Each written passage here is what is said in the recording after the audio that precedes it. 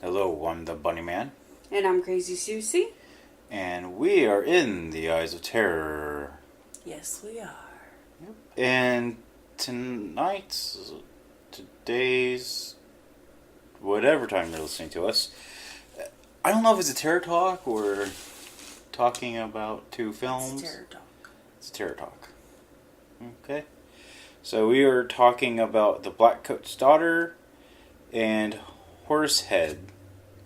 And we're just giving our thoughts because these are two very atmospheric films that we really don't want to do a walk by walk because, number one, it will ruin everything, and each movie relies very heavily on everything around it compared to, let's say, a normal film that we usually watch. So, and there's just so much going on in each of them that I think it would just be too long of an episode for us to just explain everything. And picking it apart would just ruin the film. Yeah. So do you want to sort of give your thoughts on... So do you want to give your thoughts, let's say, on atmospheric horror films? And we could go from there. I don't really have any thoughts on it. This is your area, artist man. Well, I mean, they're artistic, and to me it's a very slim line of doing it right or doing it completely wrong and losing everything you're looking for, you're trying to achieve. A lot of atmospheric films rely heavily on color, time period type stuff, facial motions, the environment around it, like let's say the right toy, or how the room is made up, or the right hair color, or just that, like that scarring, stuff like that. It all heavily relies on everything that goes on, and if you don't put the right color in, or the right lighting, or try to have the viewer say this is a certain mood through just, let's say, the general feel through the actor or actress, then it loses the film. And so why we sort of did Blackcoat's Daughter and Horsehead is because I think both are an example of each one of a good atmospherical horror film and a semi-atmospheric horror film that gets lost in its own, let's say, pretentiousness. Does that make sense? Like, it's trying too hard to become atmospheric, and it loses something along the way. Oh, music. And music is a huge part of atmospheric horror, too. Or the lack of. Because not every part of the film needs to be filled with something. Sometimes the lack of something is far more dreadful than having some type of music that is building up to something. Either it be a jump scare or something like that. And it almost, to me, the music, in a way, needs to be another actor in the room, and that's the best way to describe it. A great film that has music playing, a film that we've reviewed, was Lucky McKee's The Woman. The Woman had a really good music selection in it, and it was very tactfully placed in the film for each key element and it just punctuates what the director is trying to make you feel. Right. So the atmospherical elements of this film, Blackcoat's Daughter, music would definitely be one of them. Color. And color, yeah. And a past and present timeline. And the sort of like the comparison of the two, and just little things that you pick up on that are not like, oh, this is something you need to pay attention to. It's glanced over. Mm-hmm. and it's connecting the pieces. Atmospherical stuff usually plays out to me like a puzzle of some sort. In a way, you're trying to come to the conclusion of what it is before the end, and the end is not supposed to be like slap in the face. This was the end. It's usually either left open for interpretation, which again can be done right or wrong. And I think with Blackcoat's Daughter, it did that well. The ending, I think it was a very good ending. Mm-hmm. Unlike Horsehead, which to me was a very bad ending. It didn't explain anything. I felt, when you're done with an atmospherical horror film, you don't want to feel disappointed that you wasted an hour to 2 hours watching this film, trying to piece everything together. You want to have some sort of, like with any film, you want to have the end to wrap it up. Have closure. Yeah, of some sort. And especially when it's dealing with, let's say, death or something like that of the main character. You want to know, was it all in vain? Or was it worth it? And I think several atmospherical horror films they've had a good idea, and the ending has just not closed everything up. Not closed anything, or it was the most disappointing thing ever. I wouldn't say this film would, either one of these films would, well, Horsehead would, but the film, Mr. Brooks, it had a very disappointing ending, and it let down a lot of people because all of it was a dream. Mm-hmm. None of it was real. Yeah, I know there's several films that we've watched where it builds you up and it makes you think that it's this crazy intense thing is going to happen, and when it does happen, you're like, really? Mm-hmm. That's what it was? Or there's other times where the movie becomes... They're trying to be like, oh, everything is symbolic. There's a meaning behind it all. And all that stuff. And it doesn't work out. It doesn't work. It's not deep. It's very shallow. Mm-hmm. If you think about it. There are several... And I would say pretentious films that have come across in the past couple of years, that because there was a movement for a while to have atmospheric or art house films, and a lot of them have fallen flat because they just come across as pretentious, and then they don't explain anything, and you're completely left up to your own devices to explain it, and then in a way, the fans of the film have become either, I hate to use the term, but toxic. Oh, you're wrong completely. This is, it's completely open up to your own interpretation. It's like art. I get it. Everybody feels differently about an art piece. Not one person is going to feel the same. But a movie, the viewers should be at least sort of in the same sort of, drawn into the same sort of direction of it. It shouldn't be so widely. I don't think it should be like basically a birdshot. Everybody has a different idea of how it ended, or what the meaning was. We could all watch a film of a clown flipping a pancake for 2 hours, and one person gonna walk away, that was the most profound thing, and then another person gonna walk away, I'm hungry for pancakes, and another person, I just spent 2 hours watching a clown flip pancakes. I don't know what's wrong with me.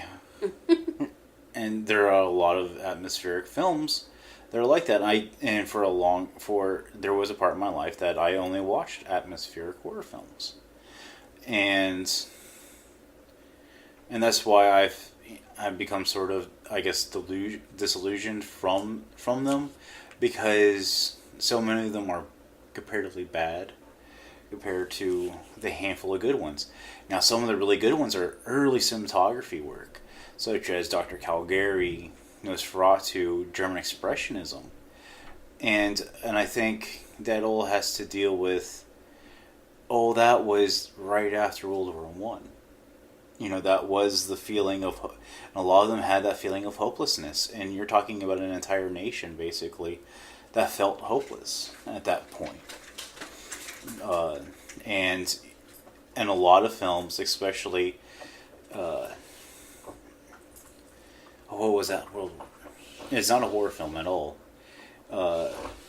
It's set in World War One, and they did a remake. But if you watch the original one, the aftermath, all those actors were they were World War One veterans, so they all were portraying themselves. If that makes sense. I can't remember the name of the film. I used to own it, but I feel like those are really good atmospherical films and stuff like that. And then as we have progressed into the modern era, and technology-wise, I think more and more atmospherical stuff has come out because it's easier to color splash things and stuff like that compared to what it used to be. You had to, change out the light bulbs and make sure everything was perfect, and in order to get it, Suspiria. I'm not saying that right. Suspiria by Dario Argento. He's another good atmospherical filmmaker. Felt Donnie Darko as a modern piece. It was a very good atmospherical. Now a lot of people are very torn on that. I like it. I like the director's cut more than I like the theatrical release. But that was a very atmospherical piece that played again, but at parts became very pretentious. And I can understand why people don't like it. So, and then there was a few of the Masters of Horror films that were suspenseful, like Cigarette Burns and stuff like that I enjoyed. So, I think film footage has gone into that atmospherical stuff, but that's the one genre that to me has fallen flat with atmosphere because it's cheap to make, and it's just a lot of them have become not well done. But I feel like the new Blair Witch Project was done really well for that type of genre and having that feeling. So you want to get into the movies? Yep. Okay, so our first one we're going to do is The Blackcoat's Daughter. We found this on Amazon Prime, and it is rated R. The original title was February. The working title is The Blackcoat's Daughter. It is a 2015 film, and IMDb gives it a score of 5.9 out of 10, which is quite high.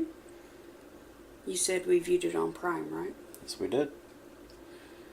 It is a horror thriller film. It is 1 hour and 33 minutes long. The director was Oz Perkins. He was also the writer. One of the main actresses of this film was Emma Roberts. The return of the Roberts family. Yes. Emma Roberts is the daughter of our favorite actor of all time. Other than Gary Busey, it is Eric Roberts. No, you actually like Gary Busey. Yes. I detest Eric Roberts as an actor. You force me to watch Eric Roberts horror films just to watch me cringe. There's actually a couple of his that I actually liked, and I was surprised. Yeah. When I got done watching it, and I was like, that wasn't too bad. You were like, what? What? You actually liked it? I said, I didn't say I liked it. I said it wasn't as bad as I thought it was going to be. Mandy was another good atmospheric film. It was. It actually was really good. Yeah, it really was. The colors of the film were like crazy. Babadook is a atmospheric horror film that was pretty good. Mm-hmm.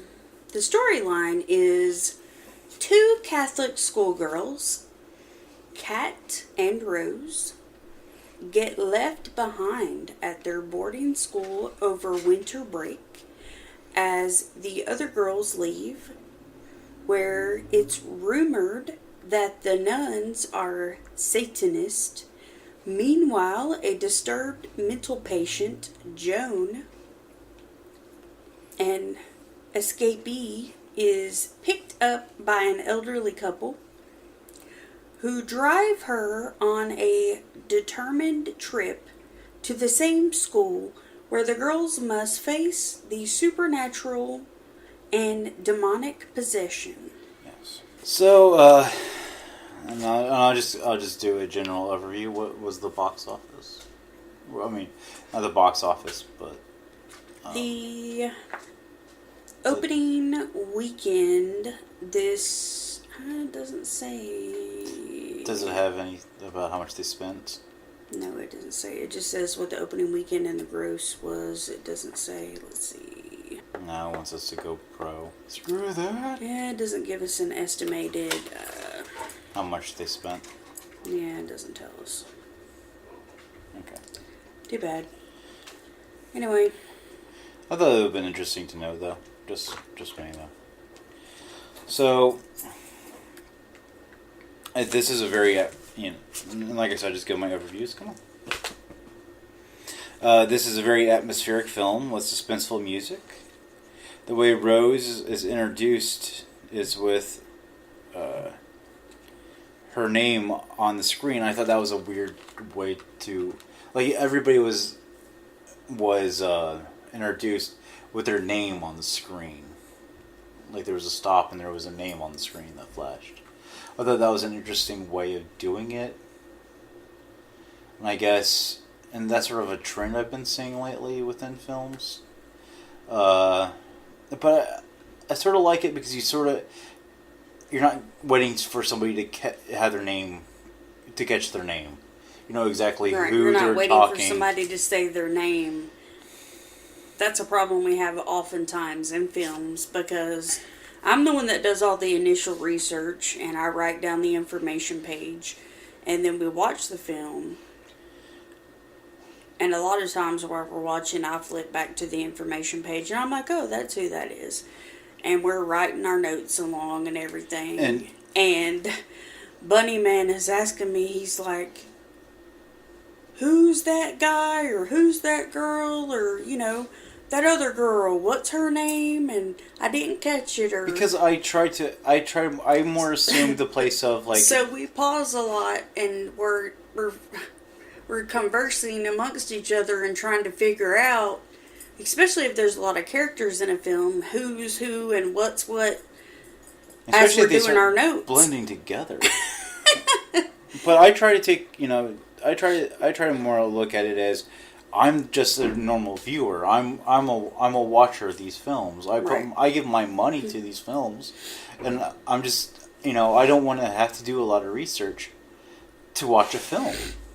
And I don't want to be in the middle of a film trying to figure out who the heck somebody is. I'm sorry, it's just not something I enjoy doing. Especially if you're in the middle of a theater, you don't want to be looking at your phone trying to figure out who the main character is. Yeah. So, I mean, I like how that's done, although I find it a little bit abrasive at the same time. So, the scenery and dialogue and at the school, you'll notice is very voided of any sort of warmth. And although this is taken in, in winter, it almost seems like an institution. Well, it is a Catholic school. So, and from what I understand, they've almost become, they are almost institutions. Does that make sense? Like, they're very strict on what you can and cannot do. And then... But then a girl is able to get out and she gets pregnant. Well... You're always going to bend the rules, but what I'm saying is just like, especially with anything that's related to religion, especially any of the judo religions, they're very strict on on what you can and can't do, and they're trying to instill that. But towards the time that that girl that got pregnant they were hoping that she was instilled enough that they'd give her enough freedom to sort of hang herself with. Does that make sense? Mm-hmm. And So, but the other girl, she was, well, I think a freshman there. So there was, the other girl had to supervise her because that's how they do it in those type of churches. And if she didn't follow the rules, then they would both get in trouble. Yeah. So, but I mean, we're talking the walls themselves were just that concrete color. There was no rugs in place. You know, you felt the outside was cold and barren, and the inside was probably colder than the outside was. Just, you know, visually, there was just nothing there. You just felt empty. You know, and a lot of times you see, you know, the main girl's asleep. So, and this is also during winter break, too, and her family's not there. And the other girl's family is picking her up late. So, there's a point of not feeling loved with a one girl because her family's not has yet to show up to pick her up and bring her back home for the Christmas holiday. Yeah, Or like was it? It dropped her it off wasn't there Christmas, and forgot was it? about her. Was it Christmas? Mm-hmm. Or winter holiday or something because Right, his the name. winter break. Yeah, the main character was singing and playing in the auditorium. The sound was close.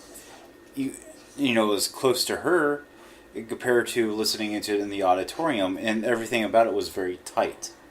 The shot was tight, the music was tight, and then it pans and you see that the auditorium is just voided of people. Instead of a performance, it was just to an audience. She was singing and playing to herself, and then even during times of need,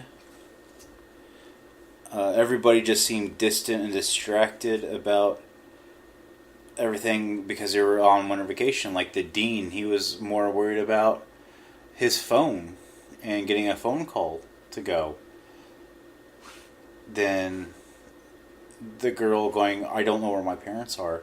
Could you, and they're like, well, we can't get a hold of them. And that was the amount of care that they cared about. They didn't care about, Like, well, some of the nuns are going to be here, so you won't be alone.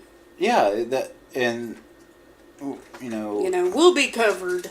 There won't be any liabilities, basically, so. And the dean is like, well, I'll be out of town on business, so, basically, I'm not going to have to deal with you, but somebody will be. And then they're just like, well, don't worry about it. They'll show up. And then, she has that dream where the car's crashed. And she says, Mama, and that's the end of that. So, the only sort of concept we have of any sort of foreboding is a dream. Yeah. That, this girl is... Obviously, we feel that this girl is being either rejected or isolated from everybody else. And she feels alone. But we don't know anything about her family, why they are late. Other than, the hypothesis that her family was involved in some sort of car wreck. And then we meet Joan, which is a runaway in a way, and we see that she has a medical bracelet on, and she removes that with a lot of a hospital bracelet. Yeah. Not like a medical ID bracelet, a hospital bracelet. And she removes that very hastily and with a lot of, how would you say it, fear? I wouldn't say fear, no. Forcefully. Yeah. Well, I don't know if you've ever hastily tried to remove one. No, but I mean, she really wanted to get it off, like, right at that second before anybody else saw it or whatever. Hastily, I guess, would be the best way. Clumsily, hastily. And she starts having flashbacks of a surgical operation that I think make her feel dirty and ashamed. And then again, the environment reflects that with the gross, it's a dirty bathroom. It's a dirty phone booth. The colors are that dingy yellow. And again, a lot of the shots around her are very tight, and she doesn't really talk all that much because it's just she's by herself. It's not like a lot of inner monologuing or anything like that.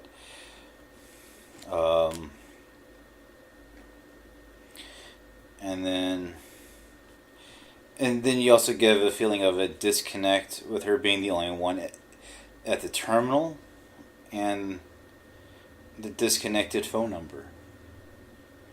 Whoever she's trying to call is not available.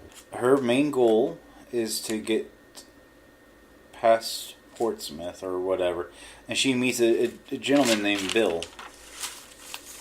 And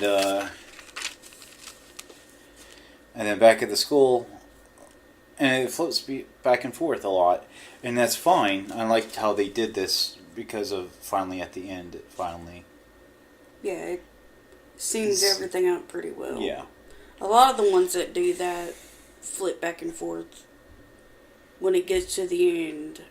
Like I said, it works you up to where you want to know what happens in the end, and then the end is so disappointing. But this or the flipping becomes almost nauseating because they do it so jarringly. A lot of times, back and forth, it becomes jarring. Does that make sense? Mm-hmm. Because they try to do it so abruptly. They do a harsh cut, and it's like in the middle of something, and you're like, why did you do that? And back at the school, Rose hears a voice, and she starts looking for it, like the lights, looks for it. The lights are off, and the hallway is claustrophobic. And she sees a figure bowing to the furnace, and all I can think is, all hail to the warmth giver. All hail to the warmth giver. And again, we get strong just feelings, with this. With a very narrow hallway, the claustrophobicness, we're feeling that she is she's about to graduate. She has her own issues going on in life. And the school and the nunnery has just become claustrophobic. She's becoming strangled by the rules. Because we do find out she's pregnant and she has a boyfriend, which is a big no-no in Catholic schools. Yep. They frown upon that kind of behavior. Yep. And then next we found Joan wakes up in a hotel with a glass of water and a note from Bill. Joan has a flashback of a gun shot, and we see the wound in her shoulder. The music is atonal and gives a distressed feeling. So, again, music plays a big thing, but a lot of times, music will just be music. And I like how a lot of the music in this one is atonal. It gives a jarring sort of sense.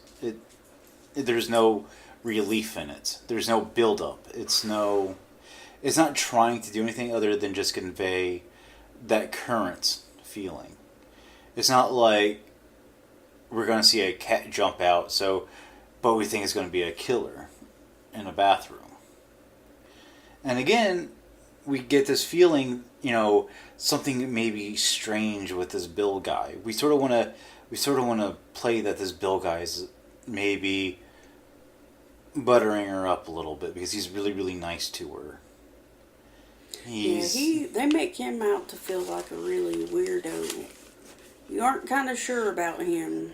Yeah. Bill visits Joan in her room, and she's still in a towel after her shower.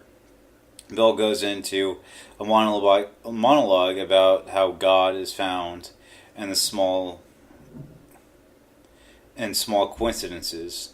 And he tells her they're going to Branford, and he asks if she knows the town. And then eerie music plays, and she tenses up. Then he leaves, right before he leaves, he invites her to dinner. And again, he just drops into this, right after a shower. So we're feeling like, again, is that creepy older guy picking up a younger girl. And I think we've become so programmed in our society to assume that's always going to be bad. Mm-hmm. That's not right. Obviously, this older man is not doing anything good. Right. There is something else he's trying to do with her. He has bad intentions. Yeah. And we are back at school with Kate and Rose. Kate is sleeping, and eerie music plays as Kate does some strange acrobatics, is the best way to put it. Then Bill is sitting down with Joan and talks about the loss of his daughter 9 years ago. Bill shows Joan the picture and says, "That's my Rose." Then Joan goes to the bathroom and we find out she steals IDs. So she's a survivor. Yep.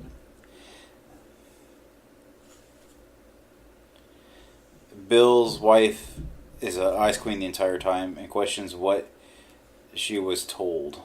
And what her intentions are. Because, Bill's wife just seems like she just doesn't care anymore. Like, she's completely isolated herself from either one of them. And the one thing, since you do get, is she's not happy about picking up this hitchhiker. Yeah, she's not the nicest person ever, for sure. And then, so this was really interesting. Bill's wife goes on into a deep detail of a girl she saw in a supermarket. And the way that she described it, because she was describing how her hair was, and I think how her skirt was and everything, it was almost sexual. Yeah. It just felt really sexual in some way. And then we're back at the school, and Kate answers the phone, and a creepy, drawn-out voice says she can live with Mr. Gordon, the headmaster. Then at dinner, Kate refuses to say the Lord's Prayer and throws up. So now we know that something is going on, or she has a stomach flu. Because Rose has sort of put in her head that the nuns worship the devil at the furnace. Yeah. Then she is taken into the infirmary, and then she calls one of the nurses the C word, and then and then they task Rose to shovel the snow to the earth, as she is doing. So we hear a record needle start playing a hymnal, and Rose is locked out. So again, they're isolating Rose from whatever is going on. They play music, and I love the sound of records, but given the right context, is a very creepy feeling, especially when you hear that scratching of the needle. Mm-hmm. I always find hymnals to be either soothing or creepy, depending on who's singing. I don't care for hymnals, but okay. And again, weird behavior from the sisters, because Rose is locked out. The headmaster and officer go investigate the school, and an officer come to the school The door is still locked, and we get a interior shot, and the music gets more evil feeling, and the needle almost screams. Next, Kate marks off the day before Parents' Day. We see the feet in the tub and the silhouette of the devil. Kate calls her parents, but it's only static. Then a deep demonic voice tells her to kill everyone. Then the music gets more atonal, and because that creepy, unnerving, spine-tingling feeling. And this is when things start piecing together. We see shadows of things in our phone conversations, juxtaposed with what is going on in the modern day. When Kate kills, it seems mechanical. She doesn't kill out of hatred or desire. She kills like she's possessed. It's just she's going through the motions of killing. There's no feeling. It's like an out-of-body experience. Yeah. Next we have Rose. She finds she's not Prego with her ego. She walks down a dark hallway where Kate rushes and helps make sure that she isn't pregnant. So Kate, Rose helps with that. So by stabbing her in the stomach. She's a good friend. Yep. The cop follows the trail of blood to the basement where Kate has all 3 heads in front of the furnace. She raises her hands above her head and says, "Hail Satan," and gets shot. Then we are back at the car with Bill and his wife, and they start talking about the murder, their daughter Rose's murder, and ask them to pull over. The murder of Rose, and then Joan asks them to pull over, but the wife doesn't want him to stop there. But Bill stops the car, and Rose brutally kills both of them.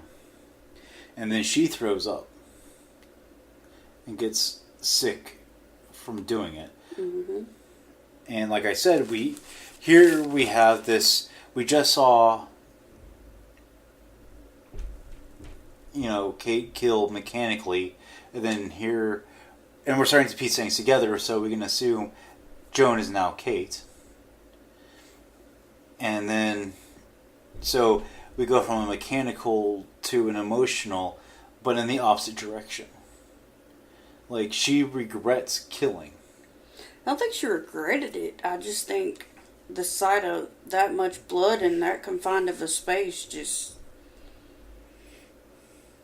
made her sick. No, I'll explain. And they just got done eating, too. Well, I'll explain what I'm talking about here in a second, okay? Mm-hmm. So the priest comes and sees Kate in the hospital and tells her she's not wanted here, and he performs an exorcist. Rose goes... Exorcism. He performs an exorcist? Yep. He himself performs an exorcist on himself. Crazy. An exorcism. Rose goes to the abandoned school, and we see the exorcism, and we see a shadow go. Rose goes to the furnace, and it is cold, and we feel abandoned, because now the school is abandoned. So it's so sad when Satan isn't around. Yeah. So, but we see that the devil, or Satan, has possessed her, performed her to kill in a mechanical way, but now the devil's gone because the shadow disappears. And now she's trying to get... Her whole sort of like thing was, the only time she felt wanted or by anybody was when the devil was possessed her. Mm-hmm. She felt wanted by the devil. There was a goal in life. Whatever that goal was... She felt she had a purpose. She had a purpose. Mm-hmm. And now she's trying to sort of convince the devil to repossess her. So she's doing it by going back to the place where it all started. Mm. But now we see that the devil has abandoned her, like everybody has abandoned the school. And the only warmth that she got for after that was from the parents of the girl that she killed. And then she killed them in turn. The only people who seemed to the only guy that seemed to care about her. Ironic, don't you think? And I'll give you my score. I give it a 3 out of 5. It's okay for a suspense film. As a horror film, not so much. Some of the things... It's more of a thriller, I think. Yeah. I liked about was the atmosphere and the music. Were their own actors. And I also liked that you need to piece things together to get to the ending. And I really and I enjoy puzzles. Things I didn't like was the Satan character looked too much like a bunny. Yeah, the shadowy Satan. Yeah. I was like, it's bunny Satan. Yeah. Shadow. And then the film focused on the film was focused on the atmosphere, then the horror, but in the end, it leaves you cold and abandoned, just like the school. Aww. So, what was your take on it? Because you really wanted to see this. This was one of those movies you wanted to see. I wasn't horribly disappointed, but I didn't think that it was necessarily a horror film. But we have really... 90% of the films we watch... Do we have high standards when it comes to horror? 90% of the films we watch are horror. When we watch regular films, we're like, where's the blood? Surely that dude's gonna die. Yeah. When no one's murdered, we're like, that was disappointing. Like, we can't watch regular movies. We watch horror so much that regular movies are boring. Yeah. So, this to me is really more of a thriller. I mean, I think they really just put it in the horror genre because there's murder. Well, and like we've discussed, horror is just it's a catch-all. It's a catch-all. And I think because it deals with exorcism and the devil and it has gore, they had no other place to put it but into the horror genre. Because that's the only genre that would fit, that would have at least some exposure. Like I said, my mother, who hates horror films, if she sees horror anywhere, she won't watch it. She won't watch this because it's got satanistic crap in it. No, but I'm saying, although if it didn't have the horror, like the handful of horror, like the killing and stuff, like the extensive gore that it went into with the killing, this would have been a suspense film and probably would have had a wider interest in it. Mm-hmm. And like I said, a lot of people almost refuse to watch horror because it's scary. And it's hard to explain to people. Not all horror is scary. Right. There are subcategories. Yeah. Of movies. So, you want to go into the next one? Yep. Alright, Horsehead, 2014.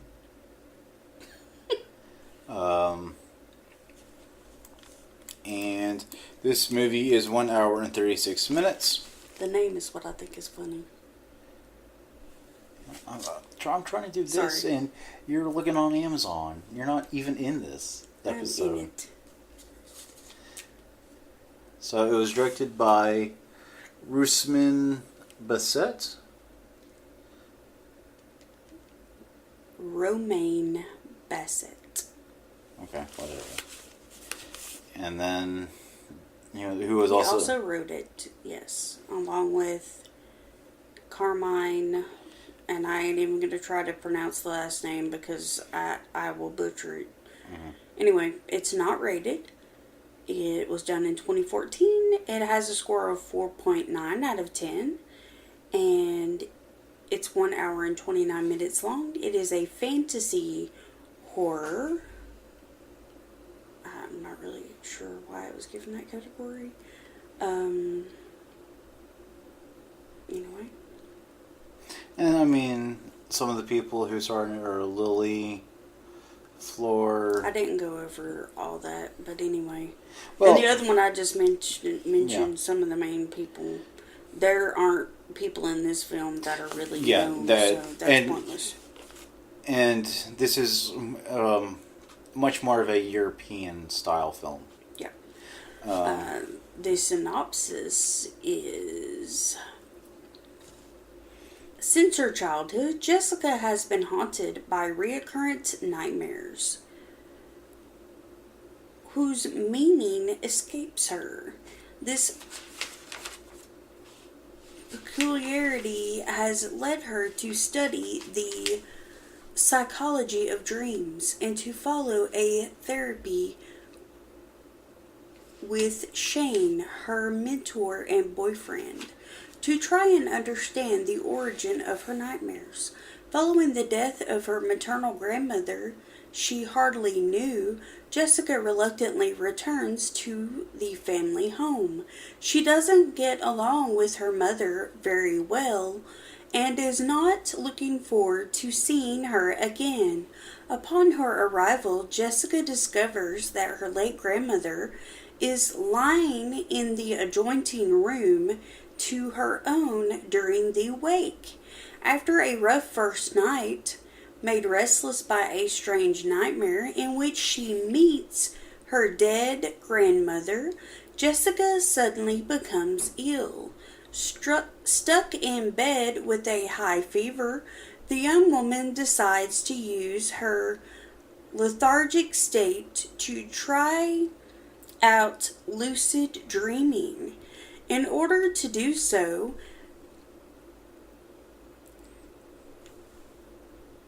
and on Shane's advice, Jessica breathes a little bit of ether whenever she needs to sink deeper into the other world to try and take control of her nightmares. Jessica then begins to wander in a nightmarish world inhabited by twisted versions of her family members. She gradually improves her skills as a lucid dreamer and investigates to solve the mystery that gnaws her and haunts the family home. It's a pretty interesting movie. Yeah. But the end... There's a lot to be desired in this movie, and this is why I think these are really good juxtapositions of two films, because, like I said, I feel like The Blackcoat's Daughter, if you're going to watch only one sort of like artsy, atmospheric film, I would watch The Blackcoat's Daughter over this one. This one tries too hard. It tries too hard. Where I feel like Blackcoat's Daughter, although I could understand that there's a lot of, like, there was a lot of work involved in the background, it almost comes across effortlessly. It feels natural. And that's what I like in atmospherical films too, is the natural feel. Mm-hmm. You know, like, this can actually, not like the devil's going to possess you and you're going to kill a whole bunch of people. Yeah. You're going to go back to that school and you're going to, worship a furnace. I'm not saying I want that to be realistic, but I'm talking about the environment itself. Everything from... Now, I get it that in some people, trains and European-style homes are a very common day-to-day occurrence, but I felt like this was marketed for more of a United States audience, which... That's very strange. I'm not talking about like a subway. I'm talking about like a long distance going through the picturesque countryside of France type train. Almost Harry Potter-esque. Everything seemed clean. Everybody was in their right, perfect. The father wore dress shirts all the time, and the mother, they didn't dress down. You know what I'm trying to say? You didn't see them in like t-shirts and shorts. There wasn't clutter and stuff like that. And compared to like the Blackcoat's daughter, where you go to like a Greyhound station and they're dingy. That's a normal feeling to have. We can relate more, and I think horror films have to be relatable to really get their message across. Does that make sense? Yeah. Okay. So starting out, the film is uneasy and mesmerizing with extreme close-ups. We find out Rose's grandmother's dead, and she needs to go to the funeral. Now we're on the train, and again, this movie sort of jumps around, and this is one of those ones I was talking about that is jarring to some extent with the jumping around. And we find out that Rose is studying lucid dreaming, which is, if you don't know what lucid dreaming is basically realistic dreaming, or even out-of-body astro projection to some extent. And there's that fine line between, is it a dream or is it reality? That's what lucid dreaming is. A voice explains a horse is a messenger, and the farrier or a farrier or death. Again, within lucid dreaming, it relies heavily on imagery, such as the horse, and everything it's either good or bad, depending. It's a lot like, almost like tarot. A card could be good, and a card could be bad at the same time if it's upside down or if it's the right way, stuff like that. But here we have one object that could be three different things. And to me, that's always been like one thing I really hated about, especially when you start studying symbology type stuff. When something could mean either three things and there's nothing clear on what exactly that is, because these three could be very confusing. It's a messenger, it could be a farrier to wherever the next destination you need to go or whatever, or it can mean death. That's a pretty extreme third, if you think about it. Oh, I thought this horse was going to be nice and get me to point B. No, I just died instead.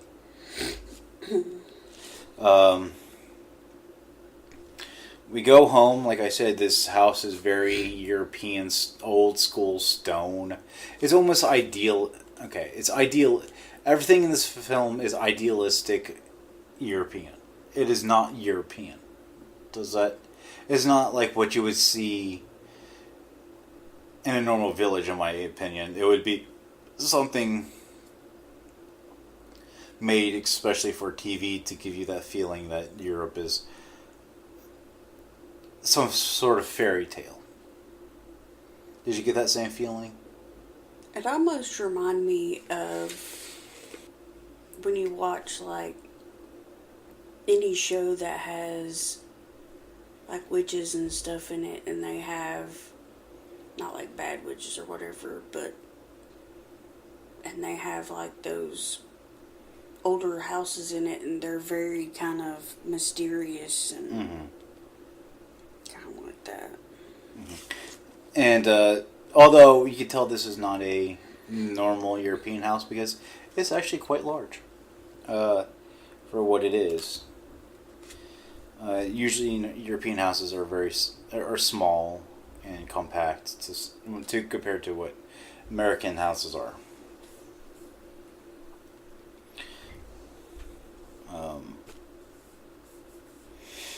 She's next room to her grand's dead body, and she is given a flashlight because bulbs are blowing out a lot upstairs.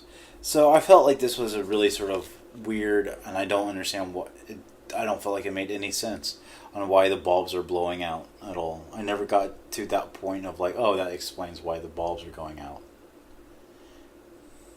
And I'm not really even understanding why the body, even traditionally, is upstairs in a bedroom compared to downstairs in a viewing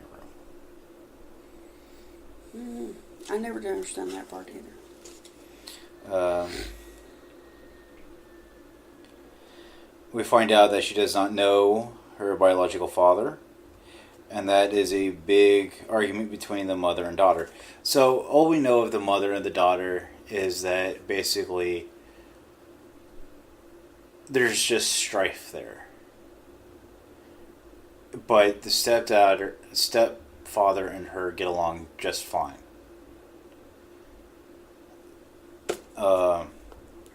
I just feel like that's conflict for conflict's sake, and there's nothing to it.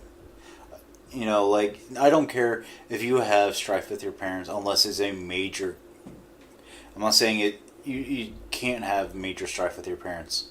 But something like your biological father being the sole one argument that destroys your entire relationship, I just can't see it. If that makes sense.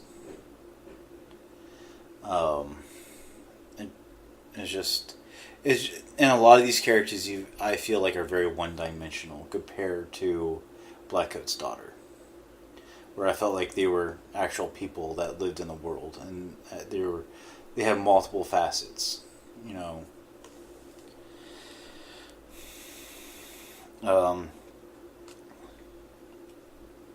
Later that night, she starts playing around with lucid dreaming. Kate, the daughter does. And she chloroforms herself. And maybe I don't get it. I don't know. I haven't researched it. But how do you get chloroform outside of a medical way? I mean, can you just buy it off of Amazon? I mean, I don't know. Like, and chloroform is dangerous anyway.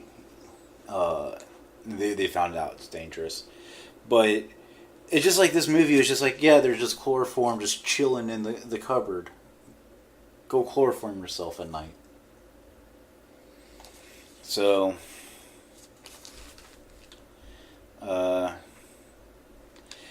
she gathers things that the author says, and that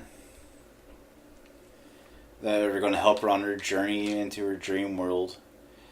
And the objective is to find the key, and that she needs to find the wolf and run away from the horse.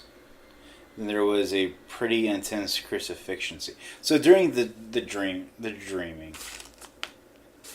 I guess when you enter lucid dreams, you're supposed to have some sort of goal. And what we find out is that she needs to find a key, and then she needs to find the wolf. But she needs to run away from the horse because obviously that is death. And then during this dream, she also had a very intense crucifixion scene.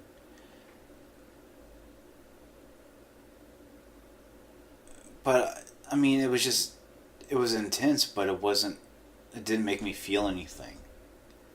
Does that make sense? It was just very artsy on how they shot it. It didn't make me want to feel sorry for her, or I just was questioning, how did that happen?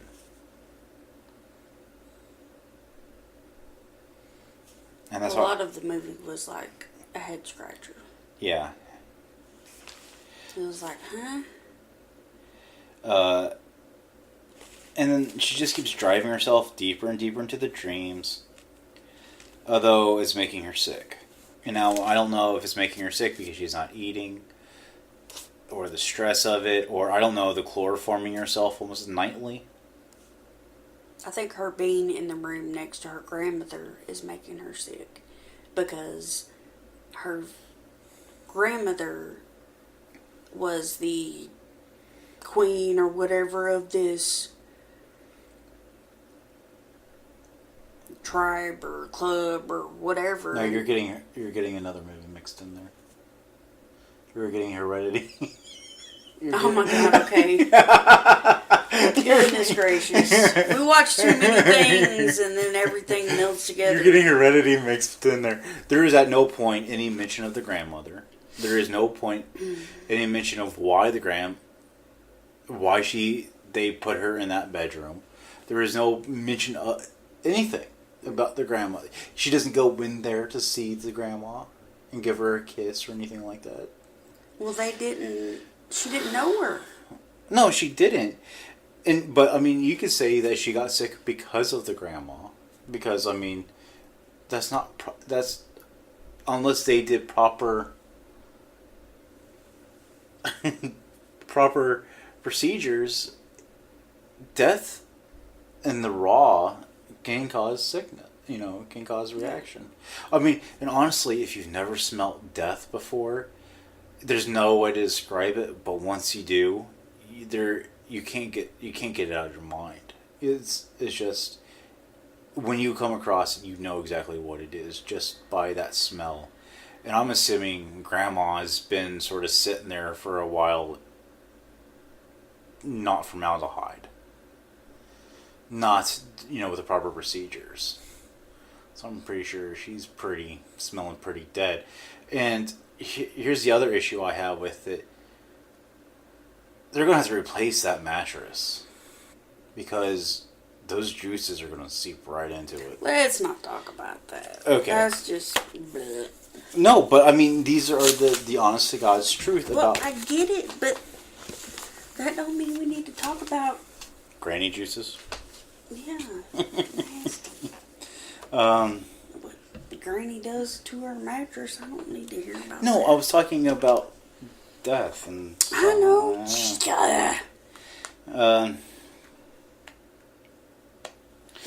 And then the dreams get more... the film is... Okay, the film uses a lot of very Christian-based imagery. As the film progresses, the dreams get more and more common, and we're starting to sort of lose what is real and what isn't. We don't know if she's awake or dreaming. And she starts learning about secrets, and we find out that the grandma went mad, quote unquote. Jessica's stepfather goes to the church that her grandfather made, and they talk to the priest. The priest fills him in on some of parts of his wife's concerns. The past alludes to an unholy event that was held in the church. And again, there's just a lot of stuff happened, wink wink, not good stuff happened. The grandfather was not a good guy. The grandma was decent. When she's not in a dream state, her mother dismisses her dreams. Her stepdad sort of guides her to go to the chapel. Catherine calls the doctor to inhibit. Towards the end, the mother calls the doctor to inhibit her from dreaming, and they're hoping that this is going to stop this craziness, basically. The doctor gives her the answer she wants, and again, but this is not... They're not going to the hospital. Here's the family doctor who is the town, comes knocking on the door and just does whatever. There's no why do you want me to do this? Oh, I know exactly what medication to give to inhibit. I mean, I guarantee you go to a clinic and you're like, I want something to stop me dreaming. They're going to be like, we don't know what that is. You know what I'm trying to say? It's like... Take this and call me in the morning. Yeah, don't sleep. That's the best, Again, this movie does not feel real. Like it could take place to a normal person. And the doctor gives her the answer she wants, and he tells her that Jessica is pregnant. So at no point do we know that Jessica had a boyfriend or anything like that. She has a boyfriend. I just... He and her did dream therapy together. Yeah, but I mean, it just didn't It feel... introduces him in the beginning of the film. Yeah, but again, it's just... You don't pay full attention sometimes. I do. Jesus, I wrote a novel. Alright.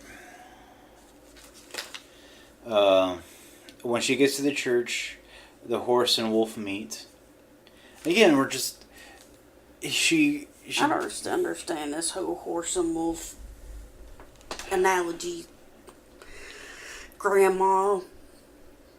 But she doesn't. Dreams. She doesn't take. She doesn't take the medication. All right. Of course she doesn't. Because and so then she goes off to dream again. And when she goes to dream, they go to the church where the horse and the wolf meet. The wolf attacks the horse, but the wolf sounds like some kind of fairyland you're talking about. Yeah, and then the wolf is killed. The mother tries to give her the no dream medicine, and she doesn't take it, and she goes back to sleep with the wolf by her, and she finds that the key is in the wolf. So she delves her hand into the wolf's side because why not? And voila, there's the key she needs to continue into the next stage. This sounds like some really weird game you're playing at some point. Jessica enters the chapel to see her mother give birth, which is a stillborn, and to find out another baby's alive. She had twins. She had twins, and the baby's born. The father, who we find out is her grandfather. And the only reason why we know what he even sort of looks like is because of a picture, which is part of the beginning ceremony. He disowns her, and she goes to the house, up to the attic, and then she plunges into a lake and wakes up with... And then she wakes up, quote unquote, but really she's just in limbo. She's in that middle stage. And she goes upstairs and she's confronted by the horse, which she kills. And the horse, the best way to describe it is this horse-headed thing, and it had like robes of a Catholic priest. And then it carries this really weird sort of like shepherd hook that she plunges, that uses as a weapon, and he's blocking her on every turn. Like, so is it supposed to represent the grandfather? I think so, because we find out that the grandfather is a very religious individual. He built the church. He's a child molester. He raped his daughter and got her pregnant. I don't know if he did or not. It doesn't really explicitly say that, but he just tries to kill her. And he like sticks arrows and stuff into the stomach, or like sharp stuff into the mother's stomach, trying to cause an abortion, which that's not how you do it. And like there's a lot of imagery going on here. Like I said, if you really want to watch the movie just for the imagery, that's one thing, but the storyline doesn't make any sense. And as I'm reading it, it obviously doesn't make any sense. It's all jumpy and it's annoying. And like I said, she plunges into a lake, wakes up, and then she goes upstairs, because the key goes into this door that looks like something that's in the attic, which I don't know how she knows that that door is upstairs in the attic, because I don't know if she grew up in that house, but it doesn't seem like it. Seems like it was the grandma's house, and they really didn't get along or meet really, and you just seemed like there was a huge disconnect between the family and her. It wasn't like, oh, I remember the good, when I was a little girl, I would go play up in the attic, or there was no sort of, like, okay, an example would be, my grandma's house, we would go to a lot. Almost during every holiday, because we lived 2 hours away, so we would go for every holiday. And we would be terrified of going downstairs into the basement because there was a picture of my great great great great grandfather down there. And it was as you go downstairs and you turn on the light. There, she had those old like light switches that you could dim, the dimmer switches. Mm-hmm. So you could actually just hit them, and the lights would come on. And she had them for every room. And we would go downstairs. And there's this picture, and he was done in like a 3/4 way, so the eyes look like they're following you everywhere. And it would be right there at the as you go down into the basement, like your vision clears because there's like this overhang on these stairs, and then bam, creepy grandpa picture. And then on the right side, there was a wooden door which would lead into my grandfather's old study and the laundry room. And then it's this long. I grew up in the Midwest, so there a lot of it was like in Illinois. So a lot of the stuff was like long and low. And then on the left was an old iron sink, and where my grandma kept alcohol. Surprisingly, my grandma had stuff there from the Prohibition that we had to pour out. She had some like legit moonshine in there that, as we poured it out, looked like motor oil. Oh my god. And so yeah, and then there's a deep freeze underneath the stairwell and stuff like that. And then you come back out, and that wasn't covered or anything. It just was, open. And then you would come back out of there and along, and then she had like we would play like with toys and stuff down there, because my grandma was my grandma, and she didn't like us playing with toys upstairs because it would annoy her. So we would play with some old, from like the 70s, some Hot Wheels and stuff like that. That had the little, and we would see, who can, there's the old vinyl tracks that we would slap each other with, and it would have the old engine that would fire basically like the cars out like a cannon type thing. So we would play with... Once it sparked. Yeah. And... Don't catch yourself on fire. Whoops. Down by Creepy Grandpa, though, was another one, which was a bathroom. And it was just a stand-up shower and a toilet, and then an open crawl space like that had the hot water heater in the ground, and it was just dirt. And my grandma would just put up a shower curtain.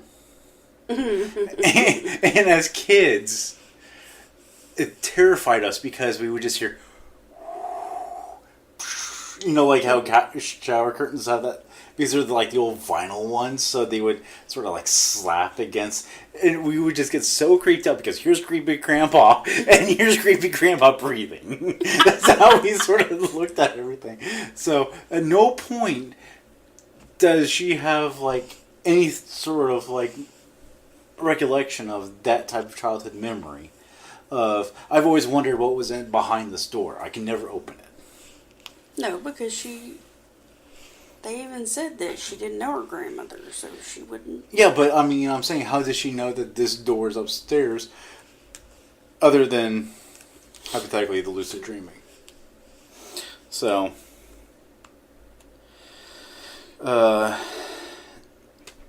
and then she kills the horse with its own sort of tool, was the best way to put it. And then she enters the hidden room and embraces the dead twin, and then they sort of like merge into one. And then in the real world she dies. In the dream state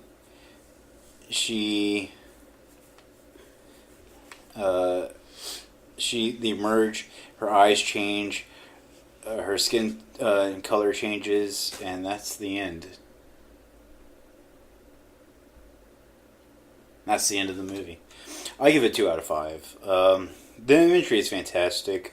The storyline is meh. Yeah, it gets this stuff careless, and I could care less about the characters. I could just simply have just watched the film without any of the other crap. Like if they would just cut the dream sequences and that would have been the movie, I would have been happy. Because none of it made any other sense.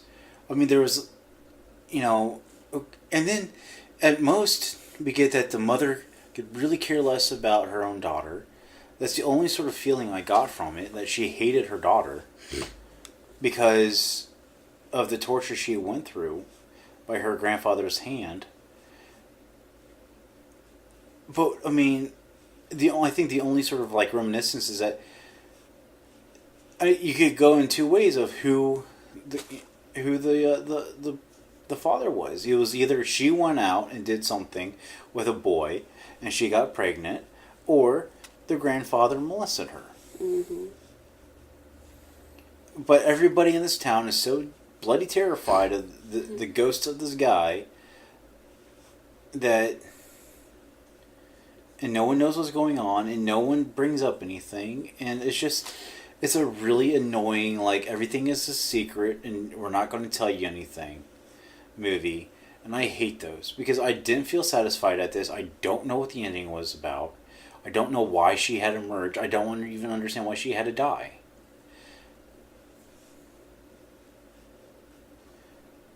I mean, why did she have to merge with the twin? What does that have to do with anything? Mm.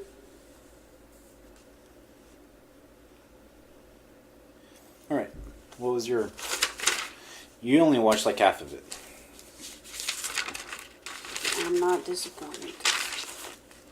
Well, what did you think, overall? With the half that you saw? I thought it was strange. And hard to follow. I mean, visually, did you enjoy it? To some extent? Visually, I thought it was interesting.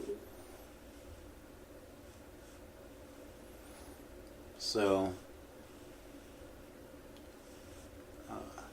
you want to say anything else about atmospheric horror? I mean, I know it's not your cup of tea. No, not really. So, I mean, do you like or dislike it as... I don't dislike it, it's just not my favorite. I prefer, get straight to the point. Don't just have a nice machete and just whack somebody's head off. But I mean, I don't mind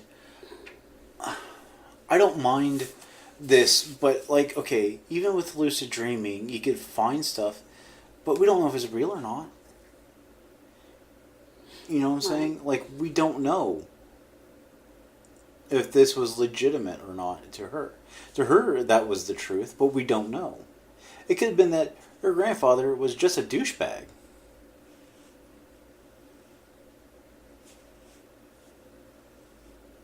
I mean, we don't know what her grandfather was really like. It was just, this is the impression that the mother gave. So, I mean, obviously, if you have a dream, that doesn't mean that's the real world. You could jump off a cliff and fly, but that doesn't mean you're going to be able to do that in real life. You could have a good feeling about something. In a dream, that you get whatever, you get that girl or you get the job or whatever, go find out you didn't get the girl or you didn't get the job in real life. That was a dream. And that's the problem I have with like movies that rely heavily on like lucid dreaming or any sort of other type of loose type things like that. But even in the film we're not getting any answers whatsoever. And that's what infuriated me the most about this. It was that there was no answers. Nothing made sense in the end. And it just seemed like it was a video game to some extent. I mean, that's how it was staged out to be.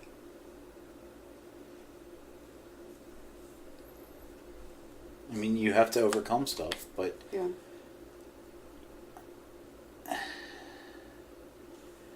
I mean, what was really behind the door? In the attic? Did the mother really hate her daughter? these were real questions. I mean, you think she would have tried to go for more answers other than keep pushing to the lucid dreaming. I know. That's the problem with people nowadays. They don't want to confront the problem and talk to people one-on-one. They just want to go around things.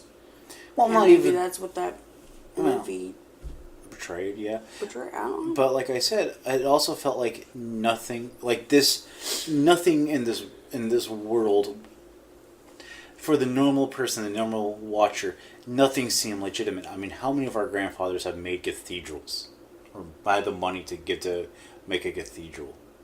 At most, my father and my grandfather were able to preach in a church. That was it. They never were able to build a church or have the money to do that. Yeah.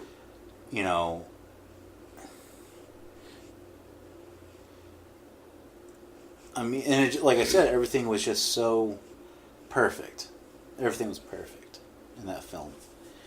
No one pressed her. No one, and it almost seemed like the mother, other than trying to give her the pill to inebriate the dreaming, not inebriate, but stop her from dreaming. The mother just doesn't seem to even care. Like, they didn't drag her out of there. They didn't make sure that she couldn't have the chloroform. Yeah. And then she almost... The stepfather seemed like he cared more than the mother did. And then the chloroform... I mean, he went to the priest and tried to figure out what was going on with the family background, and because the mother was very... Closed off about it, and, So, yeah. This movie infuriated me. I thought it was going to be okay when I first saw it, and I was like, as I watched it, I was like, I can't do this again. Started off pretty good, and then it kind of went, no. And you went to bed. You're like, I can't do this anymore. And I finished it. And then at the end, I was just scratching my head the entire time. I'm like, did you wish you should have went to bed? No, I was just questioning, what did I miss? What did I miss? It's just that what made me. I felt like I missed one really important thing.